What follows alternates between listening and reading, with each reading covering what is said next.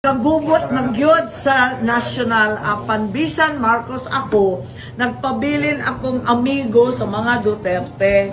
Loyalist man ako kay PRRD, sorry na lang. Di isa na lang tayo, gitabangan ako sa mga Duterte. Kaniadtong 2019, nung tumakbo akong senador, maong nahimo akong senador.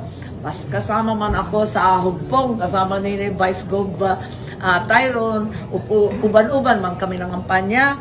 Gitabangan usab nila akong igsuon ni adtong 2022. Naging presidente naman ang akong na igsuon nga hibongbong. Gitagaan usab nila ang akong amahan sa luna sa libingan ng mga bayani. Diba, yung panganay, ako yung panganay, ako nakipag-usap kay PRRD na ilibing na yung tatay ko. Upat na presidente nakalipas, ayaw maglibing. Ang tagal, 26 years, nag-intay kami.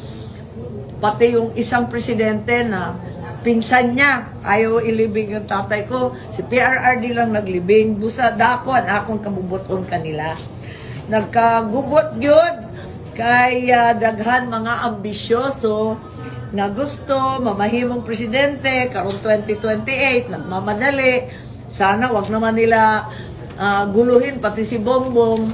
Naku, maraming pugunero dyan. Marcos ako. Sabi ko, prangkahan na lang tayo.